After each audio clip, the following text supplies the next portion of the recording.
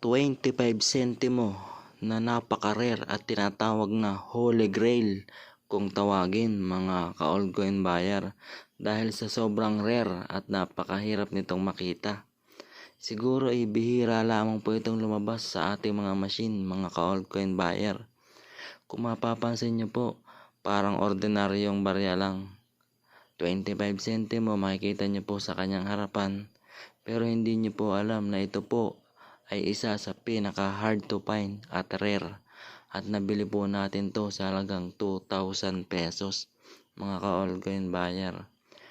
Kung meron pong taon tayo na hinahanap na year 2017 na hard to find sa 25 centimo NGC, ibahin nyo po itong hawak kong error coin na ito mga ka-altcoin buyer.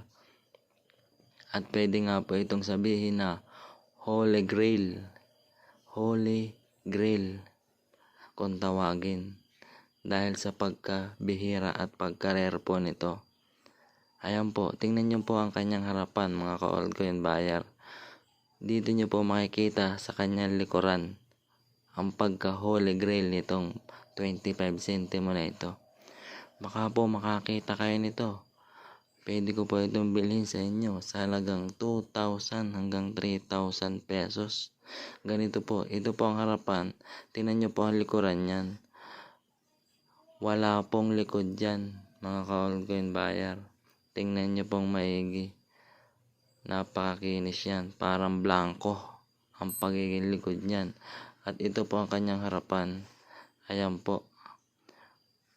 Tingnan nyo pong maigi yan sapagkat napaka-rare po niyan mga ka-altcoin buyer. Yan po ay bihira ko lang makita at ito po talaga ay hindi ko ibebenta kung sakali. Kung may bumili man sa akin ito mga ka-altcoin buyer sapagkat napaka-rare po nito. Kung baka po makakita kayo ng mga ganito pang klaseng 25 centimo na hard to find. Ayan po. Check nyo pong maigi ang inyong mga 25 centimo. Meron pong blanco.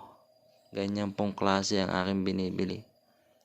Sana po ay mabentahan nyo pa ako ng ganitong klaseng 25 centimo para may kasama naman itong aking nabili na ito. Marami pong salamat. Sana po ay mabentahan nyo ako ng ganitong klaseng error coin. Happy hunting po. 20 peso coin na hard to find at pwede nga pong bilhin sa halagang 2,000 pesos mga kalakwatserong noipi. Ito nga pong 20 peso na coin na ito ay maingay ngayon sapagkat ito po ay rare at hard to find.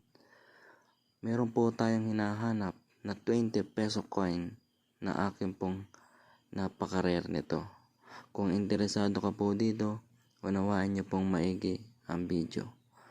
Magandang araw mga kalakwatserong noipi.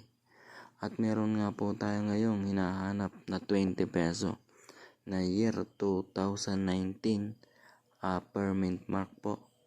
At kung mapapansin nyo po, yung meron pong kwelyo, yung sobra yung kwelyo dito mga kalakwatserong noipi. Dito po sa bandang balikat niya ay may sobra pong kwelyo. Yan po ay error coin na pwedeng bilhin sa halagang 2,000 pesos. Kung makakakita po kayo ng 2019 upper mint mark na meron po ditong kwelyo dito po sa bandang ito, ay yan po ay pwedeng bilhin sa halagang 2,000 pesos. Check nyo pong maigi ang inyong hawak ng mga 20 peso ganito po at baka po makakita kayo ay bibiling ko po sa inyo sa halagang 2,000 pesos. Marami pong salamat.